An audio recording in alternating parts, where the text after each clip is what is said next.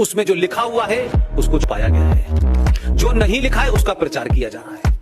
और पूरी दुनिया के अंदर उसी कुरान की आयतें हदीस का जिक्र कर करके पूरी दुनिया में हत्याओं को, आतंकवाद को जस्टिफाई ठहराया जा रहा है। चाहे अलकायदा हो, जैश मोहम्मद हो, हुर्रियत हो, तमाम जगह कुरान का ही हवाला दिया जा रहा है। और वही लोग दे रहे हैं, कोई हिंदू पंडित नहीं दे रहा है, मौलवी मुफ्ती दे रहे हवाला उस कुरान का। भाई पेज नंबर 3 पे ये लिखा है, पेज नंबर 8 पे ये लिखा है, पेज नंबर 6 पे ये लिखा है। भाई उसको आप तो पढ़ ले, आप पढ़ नहीं रहे और वो आपको बता नहीं रहे। तो आपने एक गलत नैरेटिव क्या चलाया देश में कि मंदिर भगवान का घर है, मस्जिद अल्लाह का घर है।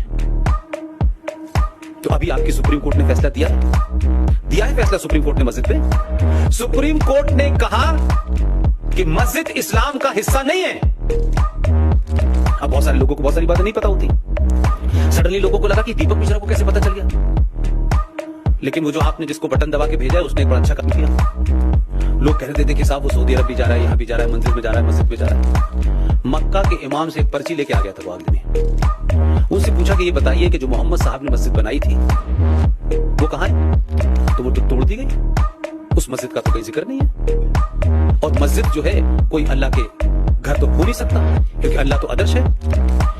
कम्युनिटी सेंटर का कंसेप्ट है कि जब तिजारत होती थी, मोहम्मद साहब की पहली पत्नी बड़ी व्यापारी थी, खदीजा उनका नाम था। उनके यहां से सामान आता था हिंदुस्तान, 6 महीने बाद वापस जाता था। तो उस जमाने में लोग ऊंटों पे सवारी करते थे, जाते थे, एक बड़ा सा कम्युनिटी हॉल था, वहां लोग सो जाते थे, नहाते थे, धोते थे और उठ के वहीं नमाज पढ़ लेते थे। तो वो कम्युनिटी सेंटर होता था। कोई अल्लाह का घर, कोई पवित्र जगह, कोई ऐसी जगह कि जो कहीं तोड़ दी जाएगी तो उस पर बवाल मच जाएगा, ये नहीं था। जो हमारे साहब जब वहां गए तो मक्का के उससे 2 पर्ची लिखवा के लाए कि भाई बताइए क्या है। वो उन्होंने जाके अपने आदमी के थ्रू, जहां से सरकार के थ्रू उन्होंने पहुंचा दी दीपक मिश्रा के पास।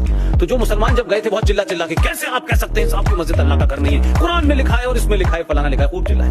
दीपक मिश्रा ने पर्ची निकाली, दिखा के बताओ मक्का के बड़े इमाम से ज्यादा बड़े इमाम हो तुम क्या?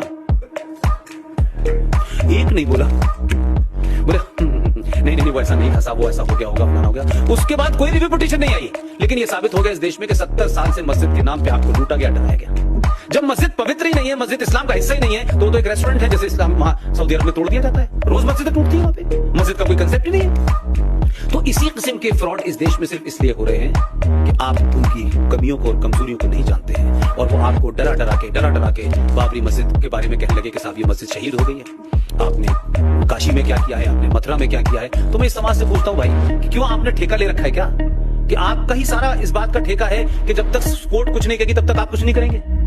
भाई जब ये साबित हो गया कि मस्जिद जो है इस्लाम का हिस्सा ही नहीं है, मस्जिद इस लाइक रेस्टोरेंट, आज है तोड़ दीजिए, कल दूसरा बना लीजिए। ना उसमें अल्लाह की स्थापना होती क्योंकि अल्लाह हो नहीं सकते, ना उसमें कुरान रखा जाता, नमाज पढ़ने की जगह है, नमाज तो आप जो है सड़कों पे भी पढ़ लें। तो भाई मथुरा की मस्जिद का या काशी की मस्जिद का इंतजार क्यों कर रहे हैं? कोर्ट कहेगी कैसे तोड़िए?